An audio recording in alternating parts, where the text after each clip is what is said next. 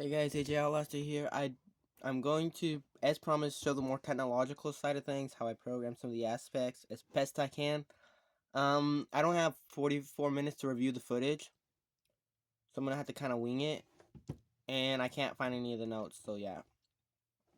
So, let's go ahead and load this thing up and see what the first thing we're gonna reveal is. Oh, let's see here. I was showing off the music. Yeah, this music system is all my own.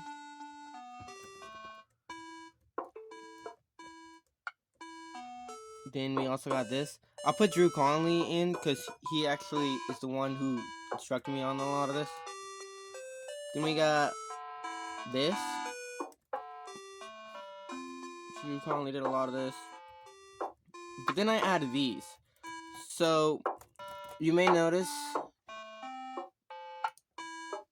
Oh, this UI is changed up here. Central. How do you mute this? Whatever, it doesn't matter. As long as I get out of the cutscene. Okay. So,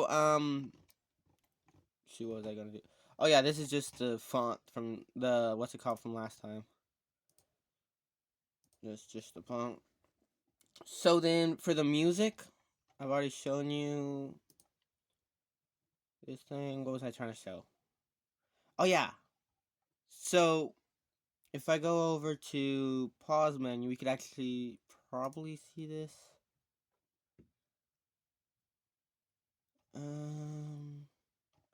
Give me a moment. I'm slow.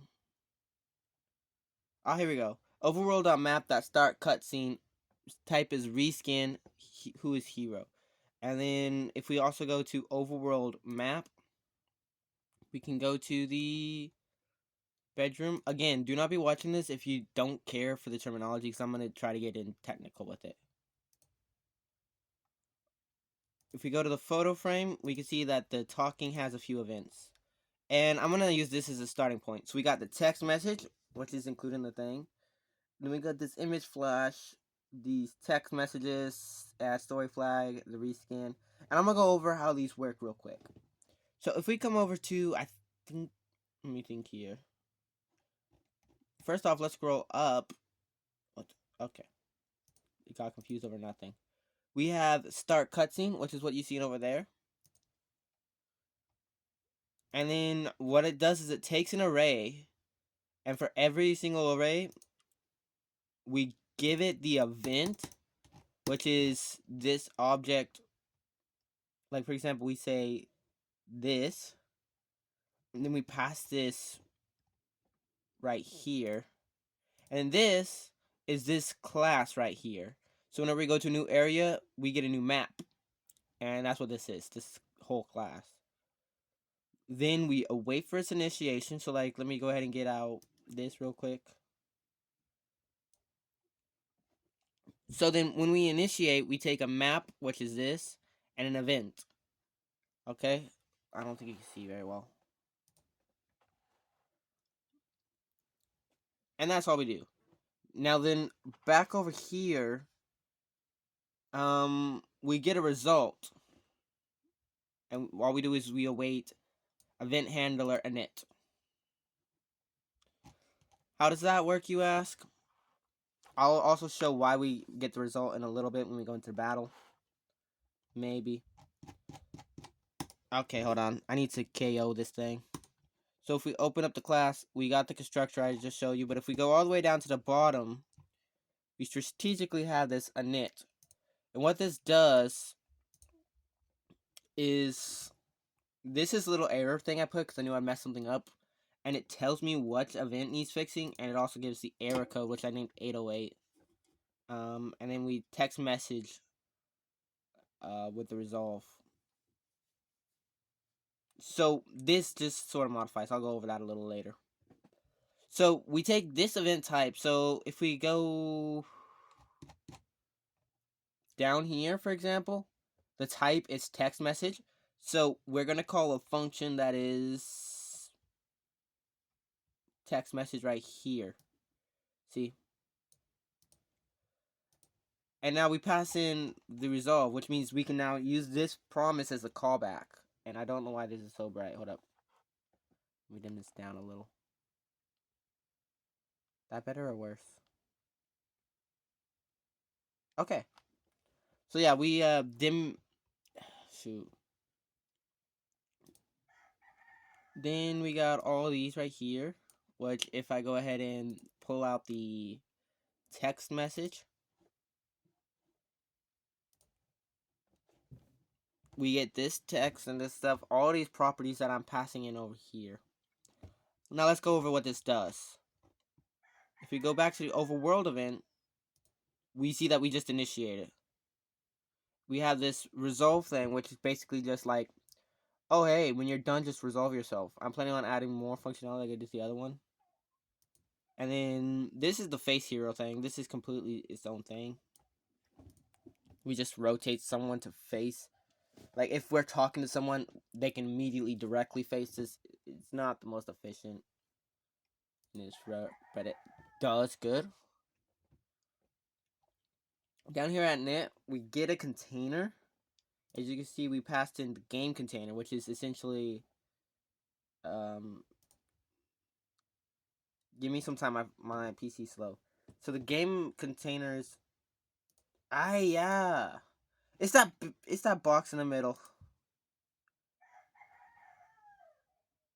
You freaking it's this white box here. That's frustrating. Yeah. So that's sort of how the event system works. We create this element. So up here we just make a div. We add the classes. This is the structure. As you can see, tag is right there. This is the name of the character and the style. We check the length. So like if we have a name and it's say the triple quotation mark, the length is 3. So we take the minimum amount, which means that since it is larger than 1, we're just getting 1, and that is the opacity. If we, for example, leave it empty, then the box is not needed, so it can disappear. Technically, I could put a space in there, and it should make the box appear. Haven't actually tested that. I just thought of that now. And then we just write the name of the tag here. So if it's undefined, we don't need to tell everybody that. Then we got styling, which I don't use very much. This is just for the picture of the image. And that's what this .pic is. This is the picture that when you speak to somebody, for example, let me see it. Oh wait, none of these characters have the picture. But like, if I were to go ahead and go to Kizota or something and speak to some of their characters, I have pictures that I can put up here, and you've seen that whenever I talk to a photo frame. So let me think here. I'm not gonna go over here because it's too deep, and they explain it very well. But this essentially just we give it this one right here, which is where our text goes. And this one makes it where it makes all the letters, turns them into spans, and then we just reveal one at a time. Okay. Then we add the button for next. And then these are the keyboard controls. And I also have this for the controller support, also mobile. And we got this stuff fast E, which, come to think of it, I could have put key C on one of the things, but I haven't yet. So anyways, done checks if the revealing text is done, which when it's done doing its work, it updates that automatically. Then we got remove the events for the fasty key down. I need to do this for the other one as well, come to think of it. I don't know why I haven't. Then we remove our action listeners to make sure that they're not listening anymore, because if they do, I think it throws an error because this no longer exists. We do the on complete, which takes us back over here technically. And then we just sort of transition our element out. I had this before here because I like to have sort of like a box remain. and it felt sort of like it wouldn't just flutter out, you know, like not just gone back. It's like it fades into the new one instead. Was the ideal? I don't know. Also, why is my phone making this weird vibration? Is that better? Don't know. But if it's not, then we just do the warp to dome, which basically sets it up for this to happen. Then we press it again, boom, this runs and does exactly what I told you.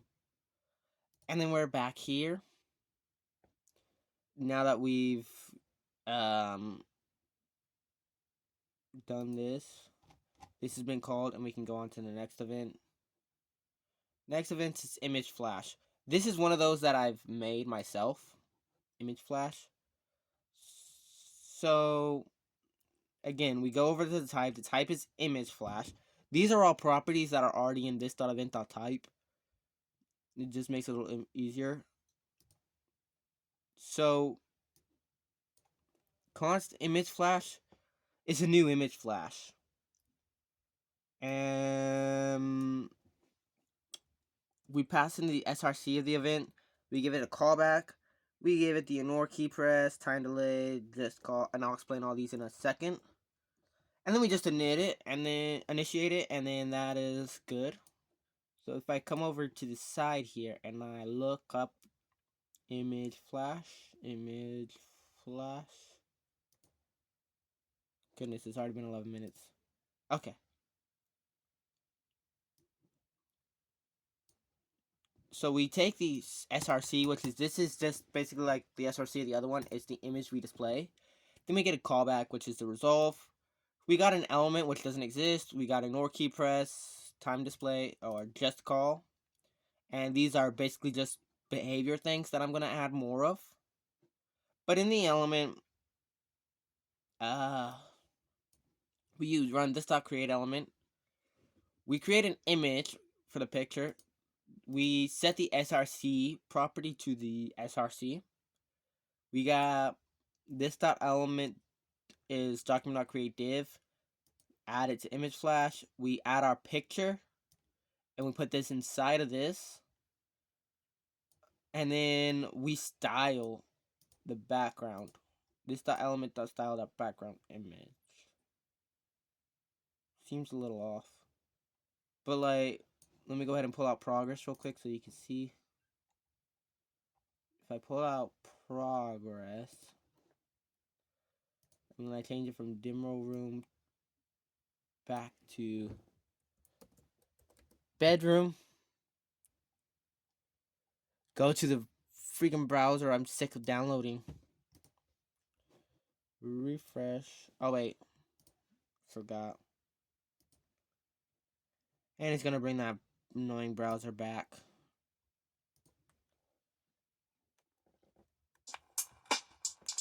I think I've already gone in depth with the music, so I'm gonna try to avoid that.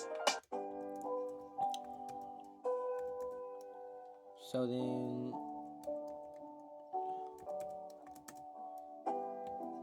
the reason that I created an element instead of just drawing it was because even though I could set it to just repeatedly, sorry. This is how it does. And as you see, it's got just call, so we can run this. This is a styling. It's in the CSS. I'm getting sidetracked or something. Okay. I think I have a file dedicated to the image flash. Should, if not, I'm gonna be mad. Here we go. Imageflash.css. Sweet. So as you can see, I give it a background image like so. So I'm not entirely... Get rid of that. And to make sure this stays up. So I'm not entirely sure what to do with the other one is. This.element.style.background image. Yeah, I'm not exactly sure how that works. I just confused myself. Whatever, it's not that important because it clearly works. Then we got the end. If this.impress, this.impress.unbind. The in press is the one that's listening. It's right. Shoot. If ignore key press, this dot in press equals new key. So if we don't have the ignore key press, which means that the player can just leave whenever they want to, like is with the case with both of them, then we'll add a keyboard listener and a button listener. In both cases, we gotta unbind them, but we want to listen. We want to check if that exists first. Then we got time display, and if it exists, we use the number and we set a timeout to close it. So if you just put true, it's just gonna close out. If you don't have a number, it's not gonna set a timeout, so that's good. Then just call is like, oh hey, I want to do this immediately, and I guess technically I could have done it with time display 1 or something like that. I just chose just call, and it immediately. Oh no, wait, hold on, I couldn't have done that. So I remember now. This is like for that one. You seen how I had like the image flash, but at the same time I had the text. I'm gonna start adding just call to these things, so that way I could have it start up and just call immediately. Then the rest of the logic will still apply. Like if I go back here and I hit enter, you see it disappears, but it fades in with the text. So that was the goal, that was the intention, and it worked out beautifully in my opinion. If you disagree, I'm sorry. Let me know how I can fix it. So the next one, we got text message, story flag. So this one I did not implement myself.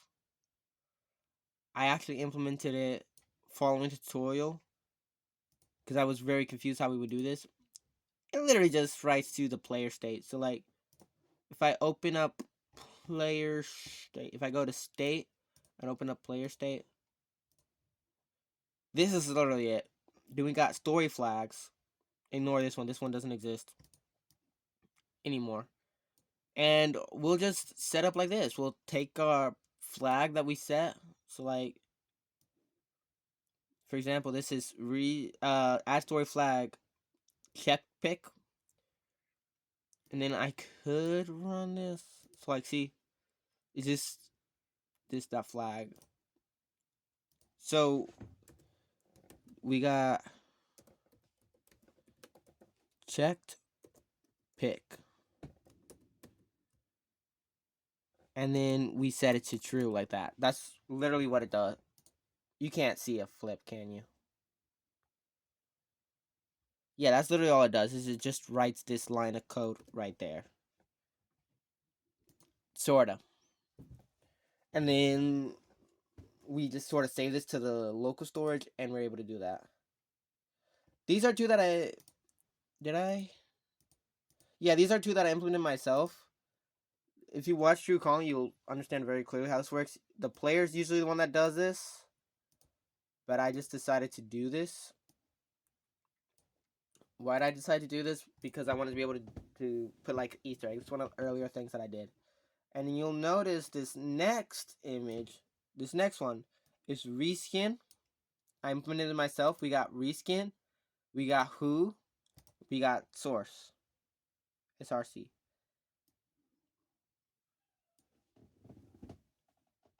So the reskin, I put a lot of work into this to get it to work only whenever the player is not reskinning with the same skin.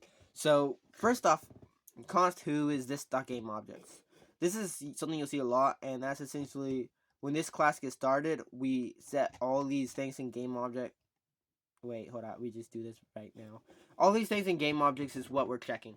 So this .event.who is hero, so we get the hero from right here. See? Then we are decoding this. I took a long time to get this to work. I don't even remember all of it. But decode UI and stuff like that, something. And if it is equal to this .event.src, and it is not, we're not on forced transition or this .ignore transition. So basically, if this is met and all these things, or if we simply just have ignore transition or something like that, then we go ahead and return immediately. Otherwise, we create the veil. We create the veil. We set that. We have the transition. The sky. The color is either what we specify in the event. Or it's defaulted to sky blue. These are gone for whatever reason. I forget. Then we have the style. The animation fades it in. And then we listen for when the animation is over, and we just set its opacity to 1. We change the stuff behind the curtains, and then we wait for the load time or something like that. I've forgotten. I'm sorry. Then we remove the vape and we resolved, and we wait for the whole time, or we just default to 0. That's what the whole time is. It's basically like we fade in, we just do nothing, and then we go ahead and set everything up real quick and we fade out. I did that so long ago I forgot it. That's embarrassing. What else did I want to share? Revealing text. So dialogue. I actually had to rewrite some stuff to get dialogue to work.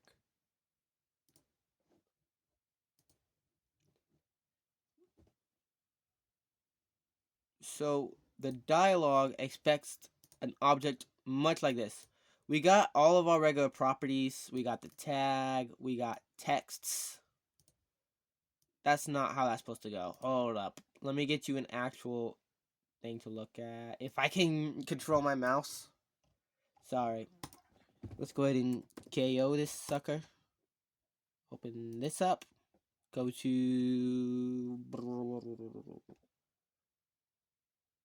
I think demo room, right? So if we go to game objects, and then we go to bug. By the way, her name is Bug because she would crash my game every time we would start.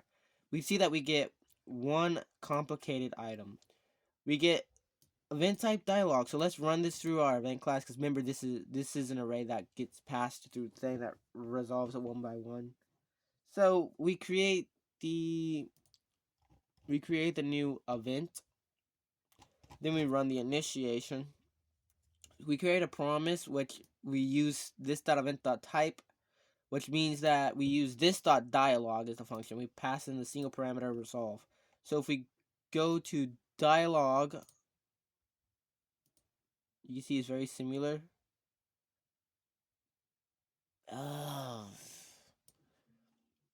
If we have the face hero, we face the hero.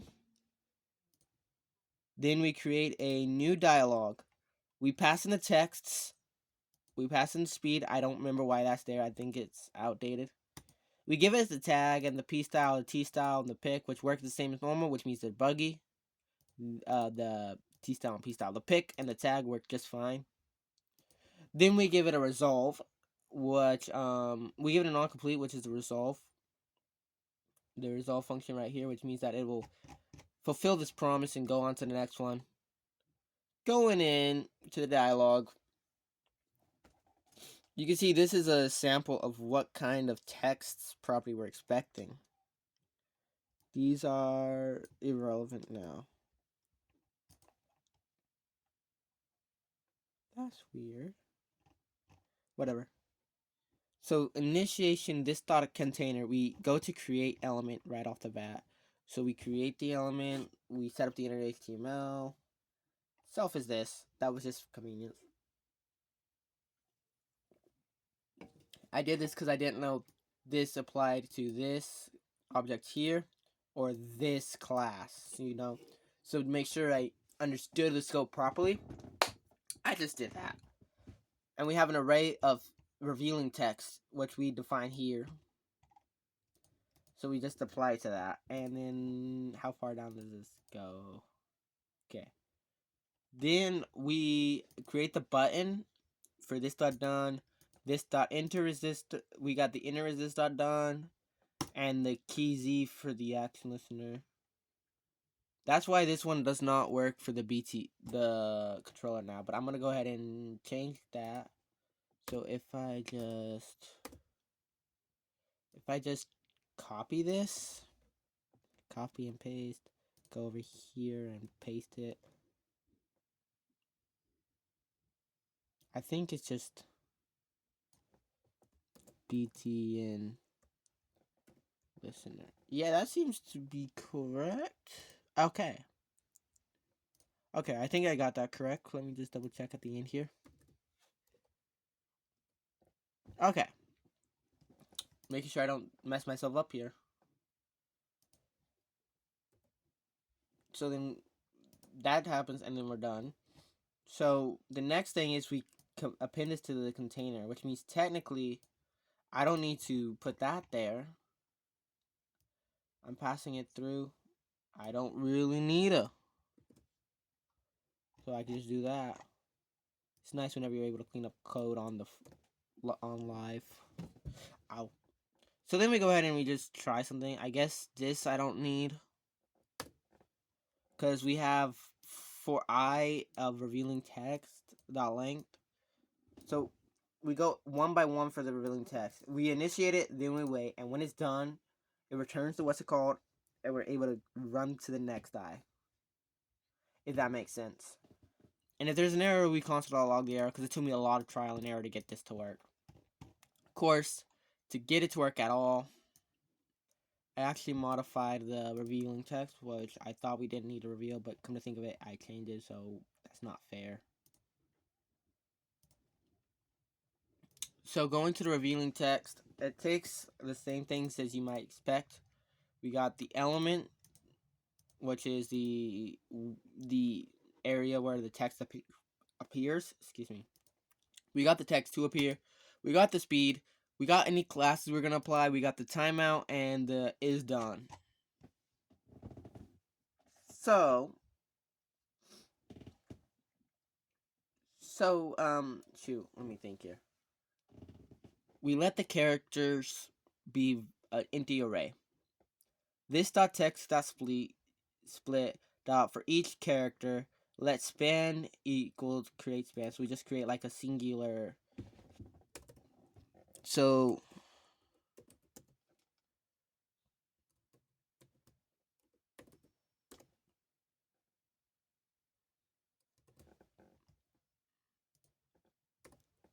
this is what we type. I'm glad you can see it clearly. The text content is the character. So like say it's the letter, we'll just use A for amazing, which I guess would appear like that or something.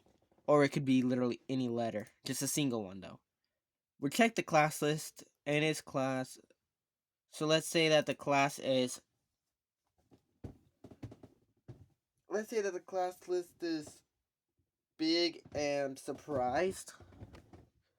That will turn it to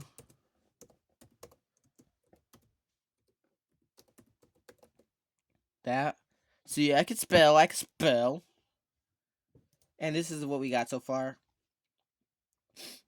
Then we just put it onto the element that we create. I forget what. Oh yeah, that's the element where the thing is. So this adds a letter, but it's currently invisible. I forget what we add to the thing, but we make sure that's invisible. Oh yeah, we only the CSS dictates that we only reveal it if the what's it called, the thing like that. Let me show you.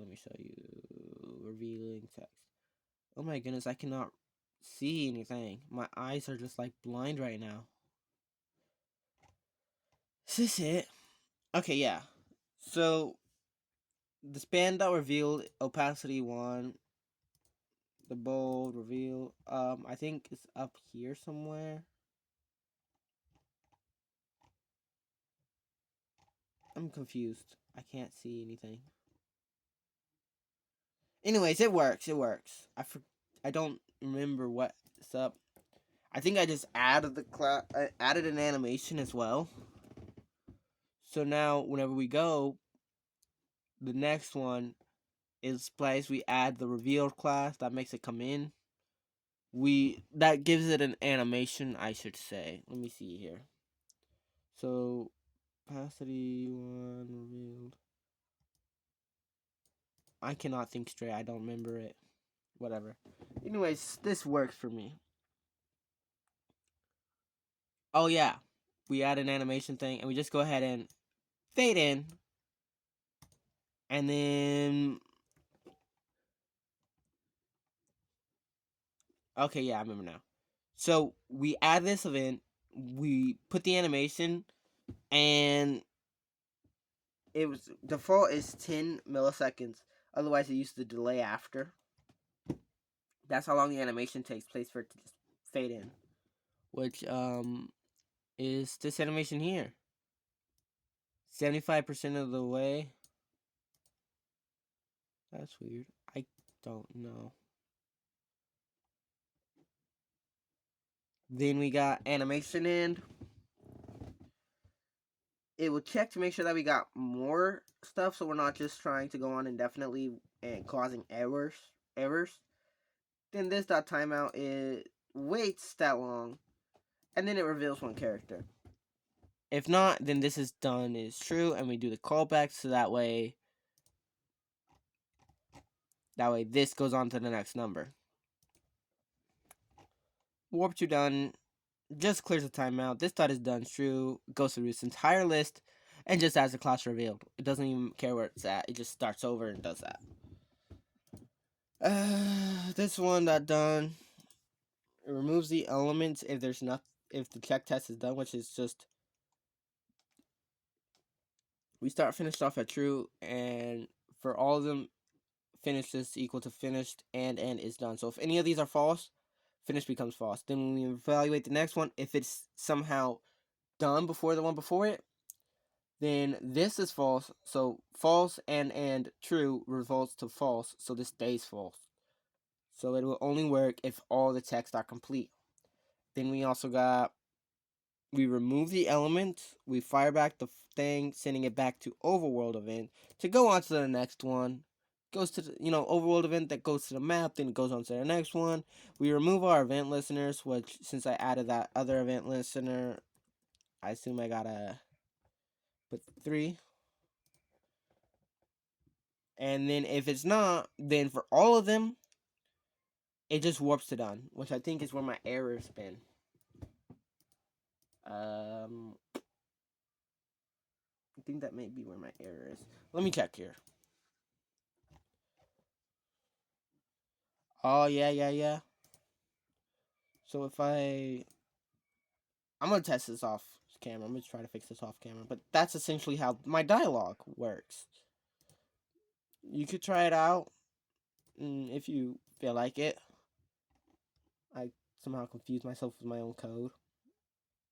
If I missed anything so far, let me know. I'm having a hard time figuring out what it is, but I feel like there's something. This is actually a duck class. It doesn't... I should probably just have it deleted, because it doesn't do anything yet. My camera. I don't think I've explained my camera yet, but I may have. Let's go ahead and get out of this page. So this camera, it mimics the game object in a way. In a way it does not. But we get the target, which comes in as a string. We get the smoothing, which defaults to 02. We can set this to 0 to have like the camera we have now by default.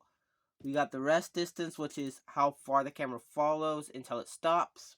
I'm going to work on something to make it go past you and then stop when it's further. Cool intro, which is just basically instead of popping onto you, it both works and does not work. We got the follow limit, which I think is... Oh, no. This is the one that when it follows, it's like, okay, I'm too close, I gotta stop. Rest dist is it follows, and when it just rests, and then when it's too far, it follows. And then we got static lock, which is like what I used for the place right in front of the alleyway Kazota was adopted in, which by the way is now canon. Let's go.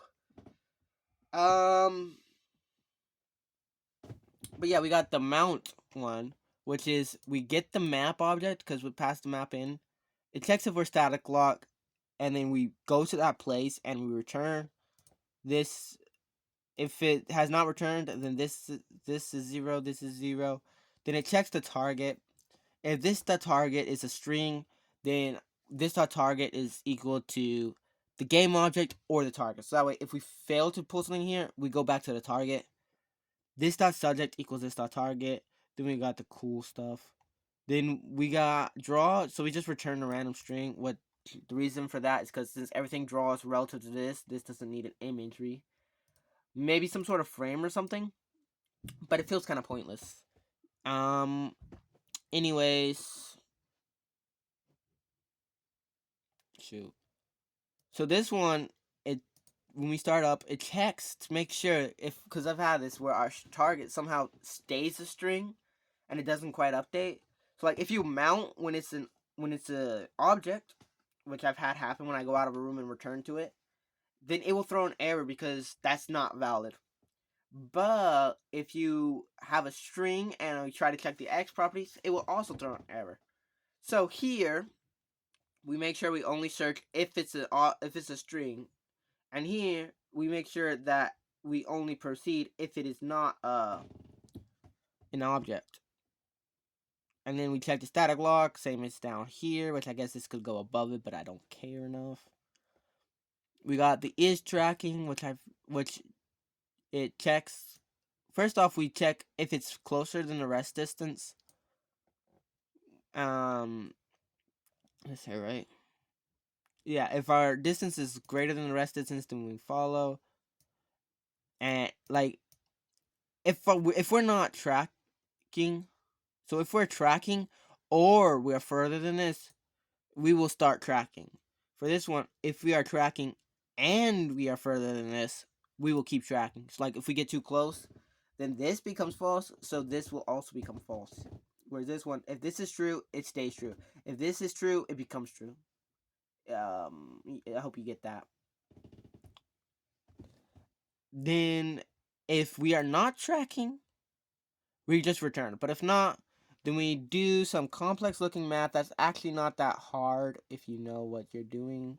It's just basic, what's it call it?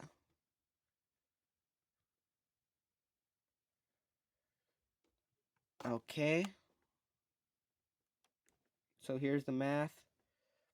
So whatever we're doing, if it's greater than the target, then we're gonna use the minimal amount. Ah, that's painful. So if it's greater than the target, so like for the X is below, we'll get the minimal amount. So if we go up and we don't go far enough, it drops. And then where we're trying to go is we interpolate, we use linear interpolation. Stop this. We use linear interpolation to do like that, which I can show you guys if you want.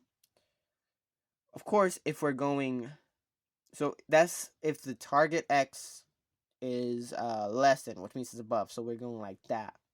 However, if the other way around that we're trying to go to a lower number, which is to this corner over here instead of to this corner down here, either way, then we're going to use the maximum. So that way, oh wait, my bad. So if we're going this way and we're using the minimum, then say I come to a shoot. So we'll use the minimum. So if I go like this and I'm only moving a decimal, we'll move a full integer because we use the minus right here. And this is the same thing except for plus plus. So it's sounds more complicated than it actually is, but it's really quite simple, I believe. I could understand though if someone felt intimidated by this. Like, oh my, this sounds too complicated, but it's really not. It's not as hard as I make it sound. I just am not very good. So this is my custom camera. If there's anything you guys want me to explain, I think that's all for now. If there's anything you guys want me to explain about my code, I will do my best to put a fork into the noodles and go through and find it for you.